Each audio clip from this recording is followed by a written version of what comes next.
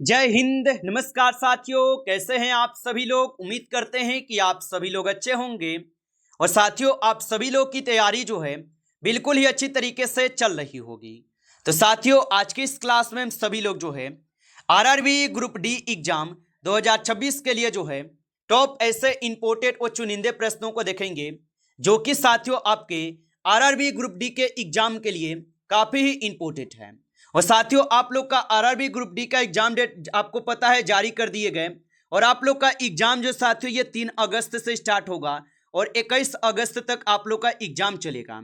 और इसमें साथियों क्या क्या प्रश्न पूछे जाते हैं आपके आरआरबी ग्रुप डी में, तो याद रखेंगे इसमें आपके जीके, साइंस, रीजनिंग, मैथ और यहाँ पे साथ ही साथ करंट अफेयर्स, इन सभी टॉपिक से क्वेश्चन पूछे जाते हैं। और इन सभी टॉपिक से हम यहाँ पे डेली क्लास करेंगे, जो कि आपके आरआरबी ग्रुप डी के एग्जाम के लिए इंपॉर्टेंट है।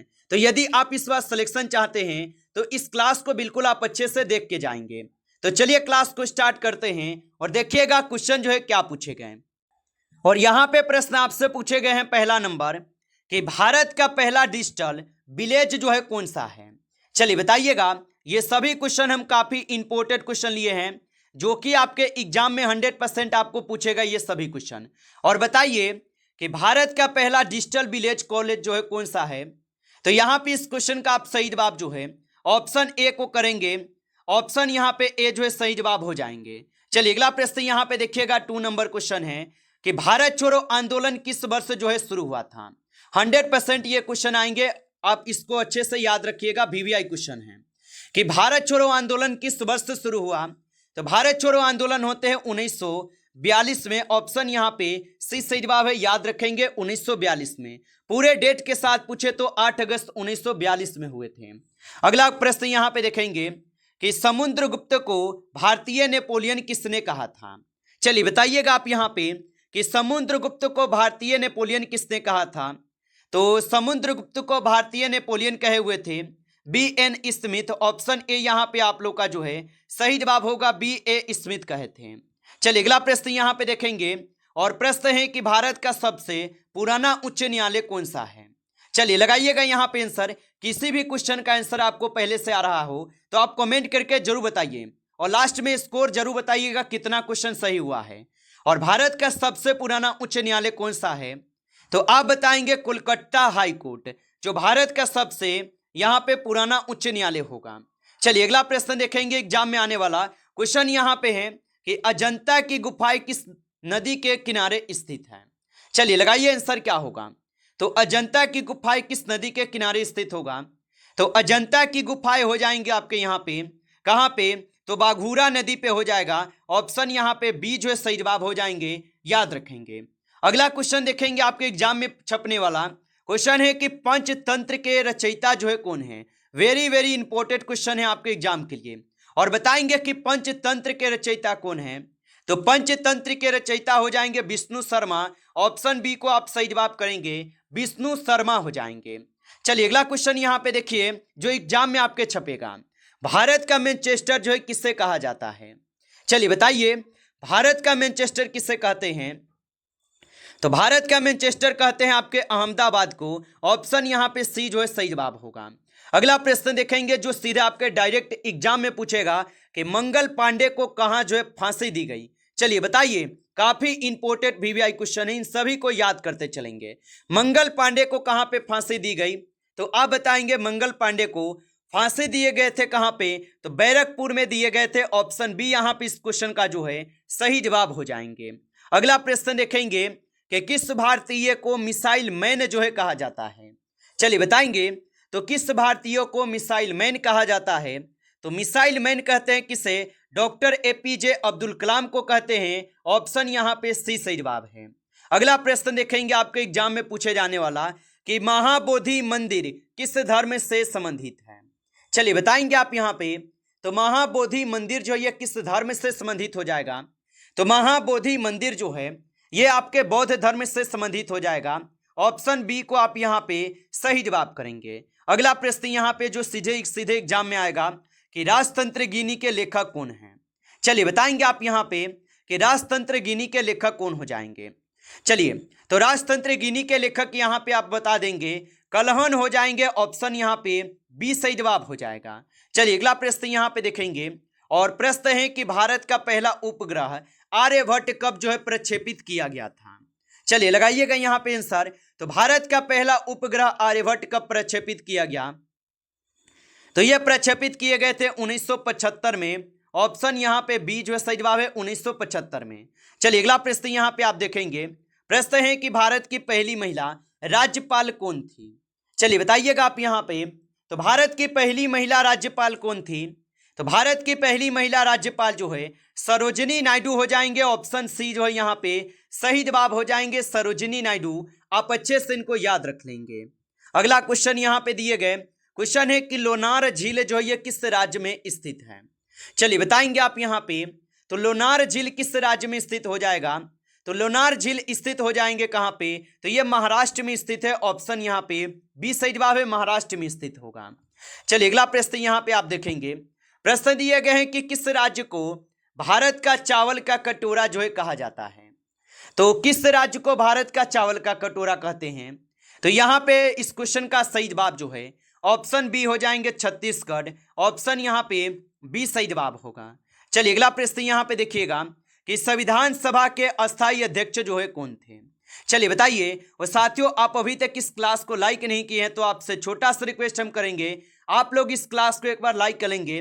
नए जुड़े हैं आप इस चैनल पे तो चैनल को सब्सक्राइब करके ऑल नोटिफिकेशन को भी ऑल पे दबा के जुड़ जाइएगा। और साथियों यदि आपको पीडीएफ चाहिए रिवीजन के लिए तो आप हमें कमेंट कीजिए। आप सभी लोग को पीडीएफ हम जरूर फ्री में प्रोवाइड करेंगे जिससे कि आप लोग रिवीजन भी कर पाएंगे। तो एक बार कमेंट आप लोग करेंगे सभी लोग और बताइए कि संविधान सभा के अस्थायी अध्यक्ष कौन थे। तो याद रखेंगे संविधान सभा के अस्थायी अध्यक्ष पूछा है ना, तो यहाँ पे हो जाएंगे कौन, डॉक्टर राजेंद्र प्रसाद जो संविधान सभा के अस्थायी अध्यक्ष थे। जबकि संविधान सभा के अस्थायी अध्यक्ष पूछा जाए तो कौन हो जाएंगे, तो यहाँ पे डॉक्टर सच्चिदानंद सिन्हा हो जाएगा। चलिए आगे देखते हैं और अगला प्रश्न यहाँ पे देखेंगे। भारत में पंचायती राज प्रणाली सबसे पहले किस राज्य में लागू हुई है। चलिए बताइए। तो भारत में पंचायती राज प्रणाली सबसे पहले किस राज्य में लागू हुए, तो सबसे पहले लागू होते हैं कहाँ पे, राजस्थान के नागौर जिला में। ऑप्शन यहाँ पे बी जो है सही जवाब होगा, याद रखेंगे। चलिए अगला प्रश्न यहाँ पे हो जाएंगे 80 नंबर की राष्ट्रीय अभिलेखागार कहाँ जो है स्थित है। तो राष्ट्रीय अभिलेखागार कहाँ पे स्थित हो जाएगा, तो राष्ट्रीय अभिलेखागार स्थित है नई दिल्ली में। ऑप्शन यहाँ पे बी सही जवाब होगा नई दिल्ली में। चलिए अगला प्रश्न यहाँ पे देखेंगे कि इंडिका पुस्तक के लेखक जो है कौन है। तो इंडिका पुस्तक के लेखक कौन हो जाएंगे, चलिए बताइएगा। 100% ये क्वेश्चन पूछेगा आपके एग्जाम में, इसको आप अच्छे से याद जरूर रखिएगा कि इंडिका पुस्तक के लेखक कौन है। तो इंडिका के मेगास्थनीज हो जाएगा। ऑप्शन सी सही जवाब है। अगला प्रश्न यहाँ पे दिए गए कि ऑपरेशन यहाँ पे क्या है कि ऑपरेशन ब्लू स्टार किस प्रधानमंत्री के कार्यकाल में हुआ। तो ऑपरेशन ब्लू स्टार किस प्रधानमंत्री के कार्यकाल में होता है, तो ये हुए थे आपके इंदिरा गांधी के कार्यकाल में। ऑप्शन यहाँ पे बी सही जवाब है, याद रखेंगे। अगला क्वेश्चन यहाँ पे देखेंगे। भारत का सबसे गहरा बंदरगाह जो है कौन सा है। तो भारत का सबसे गहरा बंदरगाह कौन सा हो जाएगा, तो विशाखापट्टनम बंदरगाह जो भारत का सबसे गहरा बंदरगाह होगा। चलिए अगला प्रश्न यहाँ पे देखेंगे कि अशोक स्तंभ को भारत के राज्य चिन्ह के रूप में कब जो है अपनाया गया। तो अशोक स्तंभ को भारत के राज्य चिन्ह के रूप में कब अपनाया गया, तो यहाँ पे आप सही जवाब क्या करेंगे, तो 26 जनवरी 1950 को करेंगे। ऑप्शन यहाँ पे बी जो है सही जवाब होगा। चलिए आगे बढ़ते हैं और अगला प्रश्न यहाँ पे आप देखिएगा और यहाँ पे प्रश्न पूछे गए हैं आपसे कि किस पर्वत श्रृंखला को पर्वत राज्य जो है कहा जाता है। चलिए बताइएगा आप यहाँ पे। तो किस पर्वत श्रृंखला को पर्वत राज कहते हैं, तो ये कहे जाते हैं आपके किसको, तो हिमालय को कहते हैं। ऑप्शन यहाँ पे सी सही जवाब है, हिमालय को कहते हैं। चलिए अगला प्रश्न यहाँ पे देखेंगे और ये प्रश्न पूछेगा कि भारत की पहली महिला मुख्यमंत्री कौन थी। चलिए बताइएगा आप यहाँ पे। तो भारत की पहली महिला मुख्यमंत्री कौन थी, तो यहाँ पे आप बताएंगे सुचेता कृपलानी जो भारत की पहली महिला मुख्यमंत्री थी। अगला प्रश्न यहाँ पे देखेंगे कि नालंदा विश्वविद्यालय को किसने जो है नष्ट किया था। तो नालंदा विश्वविद्यालय को किसने नष्ट किया था, तो नालंदा विश्वविद्यालय को नष्ट किए थे बख्तियार खिलजी। ऑप्शन यहाँ पे आपका जो है बी सही जवाब होगा, बख्तियार खिलजी होगा। चलिए अगला प्रश्न यहाँ पे देखेंगे कि किस राज्य को स्पाइस गवर्नर ऑफ इंडिया जो है कहा जाता है। तो किस राज्य को स्पाइस गवर्नर ऑफ इंडिया कहते हैं। तो यहाँ पे 26 का सही जवाब क्या हो जाएगा। तो 26 का सही जवाब जो है ऑप्शन यहाँ पे आपके जो है केरल हो जाएगा। ऑप्शन यहाँ पे बी कीजिएगा, सही जवाब केरल हो जाएंगे। अगला प्रश्न यहाँ पे आप देखेंगे और यहाँ पे आपसे प्रश्न क्या पूछे गए हैं कि सांची स्तूप का निर्माण किसने कराया था। चलिए बताइएगा आप यहाँ पे। तो सांची स्तूप का निर्माण किसने कराया था। तो सांची स्तूप का निर्माण कराए जाते हैं सम्राट अशोक के द्वारा। ऑप्शन यहाँ पे आप लोग का जो है बी सही जवाब होगा, सम्राट अशोक के द्वारा कराए गए। आप अच्छे से इनको याद रखेंगे। चलिए अगला प्रश्न यहाँ पे देखेंगे और यहाँ पे प्रश्न पूछे गए कि किस स्वतंत्रता सेनानी ने जापान से सहायता प्राप्त की थी। चलिए बताएंगे आप यहाँ पे। तो किस स्वतंत्रता सेनानी ने जापान से सहायता प्राप्त की थी।